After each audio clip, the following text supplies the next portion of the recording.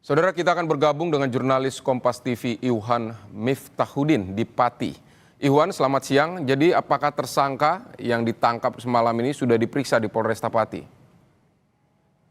Ya, selamat siang, Budi dan saudara. Memang setelah beberapa hari dilakukan pencarian, akhirnya kami mendapatkan informasi bahwa terduga tersangka pelaku kekerasan seksual pengasuh salah satu pondok pesantren di Pati, Jawa Tengah, ini sudah ditangkap di daerah Wonogiri, Jawa Tengah. Tentunya penangkapan ini setelah menjalani rangkaian pencarian atau pengejaran oleh aparat kepolisian Polresta Pati. Setelah sebelumnya terduga pelaku atau tersangka ini menjalani atau mangkir dari panggilan Polresta ketika mau diperiksa sebagai tersangka sejak tanggal 4 Mei lalu. Hari ini rencananya memang ada pemanggilan kedua, namun karena memang lokasi dari tersangka ini sudah tidak berada di Pati, akhirnya polisi bergerak cepat dengan mencari keberadaan tersangka, dan hasilnya tadi pagi sekitar pukul 4 tersangka ini ditangkap di area pemakaman atau tempat hutan di daerah Wonogiri bersama seorang saudaranya. Jadi tersangka ini melarikan diri atau keluar dari area Pati ini didampingi oleh salah seorang anggota keluarga. Dan saat ini Polresta Pati masih membawa atau proses perjalanan membawa tersangka ini untuk dibawa ke Mapolresta Pati. Bidi. Baik, jadi berapa yang sudah diperiksa terkait kasus-kasus ini, saksi-saksi sudah berapa?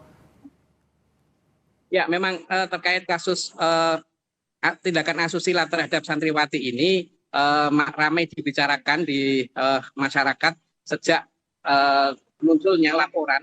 Yang laporan ini sebetulnya sudah pernah dilakukan pada tahun 2024 lalu. Ada sejumlah 3 orang yang melaporkan tindak kekerasan seksual terhadap santriwati. Namun pada saat proses pemeriksaan saksi ini, saksi pelapor ini mencabut laporannya. Dan kasus ini terbuka kembali setelah 3 bulan lalu. Adalah salah satu santriwati yang kemudian melaporkan lagi bahwa terjadi tindakan asusila terhadap dirinya yang diduga dilakukan oleh salah satu pengasuh pondok pesantren di daerah Pati.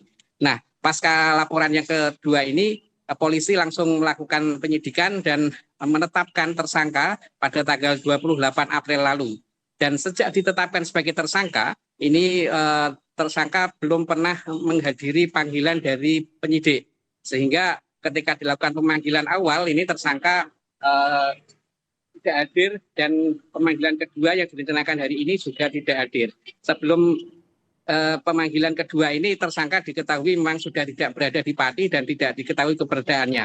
Oleh karena itu, polisi bersama tim Resmo Polda Jateng, Jatranras, itu bergerak cepat untuk mengejar keberadaan dari tersangka ini. Dan hasilnya tadi pagi tersangka ditangkap di daerah Wonogiri, Jawa Tengah.